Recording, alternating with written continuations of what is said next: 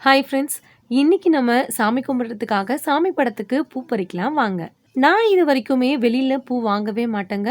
சாமி படத்துக்கா இருந்தாலும் சரி, வீட்டுக்கு தலையில வைக்கிறதுக்கா இருந்தாலும் சரி, எங்க வீட்ல வளரக்கூடிய செடிகள்ல இருக்க பூவ தான் பறிச்சு நாங்க சாமி படத்துக்கும் எங்களுக்குமே யூஸ் பண்ணிப்போம். இங்க பாருங்க எவ்ளோ சாமந்தி பூ பார்க்கவே ரொம்ப அழகா இருக்குல்ல. நான் நெறைய டைம்ஸ் பூ கட் பண்ணிட்டே தான் இருக்கேன். வாரத்துக்கு 2 வாட்டி நான் கட் பண்ணிட்டே தான் இருக்கேன். ஆனா இன்னமும் இவ்ளோ பூ பூத்துட்டே இருக்கு. இது மட்டும் இல்லாம நல்லா பாருங்க, இன்னமும் நெறைய மொட்டும் இருந்துட்டே இருக்கு. நெறைய மொட்டு விடுறதுக்கு நான் உங்களுக்கு டிப்ஸ் சொல்றேன். லாஸ்ட்ல வீடியோவை ஃபுல்லா பாருங்க. நம்ம இப்ப பூவெல்லாம் கட் பண்ணிக்கலாம் சாமி படத்துக்காக. நாமளே நம்ம வீட்ல இருக்கக்கூடிய பூக்களை பறிச்சு நம்ம சாமி படத்துக்கு வைக்கும் போது உண்மையாவே மனசுக்கு ரொம்பவே நிறைவா இருக்குங்க. நீங்களுமே உங்க வீட்ல இந்த மாதிரி செடி வச்சு பாருங்க. அதுல பூக்கள் பூத்துதுன்னா அந்த பூக்களை பறிச்சு உங்க சாமி படத்துக்கு நீங்க வச்சு பாருங்க. உண்மையாவே உங்களுக்கும் ஒரு குட் ஃபீல் கிடைக்கும் என்ன மாதிரி. ஓகேங்க. ஃபைனலா இவ்ளோ பூ பறிச்சிருக்கேன் நானு. இது போதும். இன்னமும் இதுல செடியில பூ இருக்கு. ஆனா நான் இவ்ளோ தான் கட் பண்ணிக்கிட்டேன்.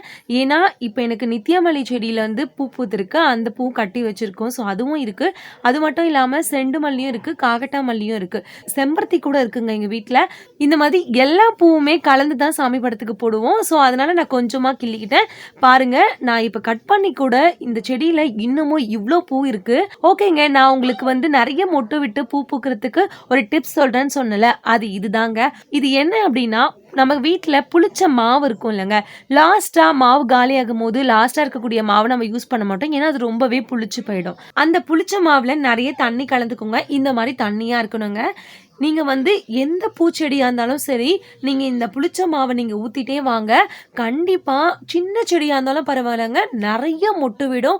அந்த நிறைய மொட்டுக்கள் நிறைய பூவா மாறும் இந்த செடி மாதிரி.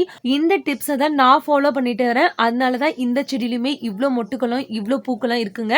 நீங்களும் இதே மாதிரி நான் சொன்ன டிப்ஸை ஃபாலோ பண்ணி பாருங்க. உங்க வீட்லயும் இதே மாதிரி பூக்கள் நிறைய பூக்கும். ஓகேங்க. நெக்ஸ்ட் வீடியோல பார்க்கலாம். பாய்.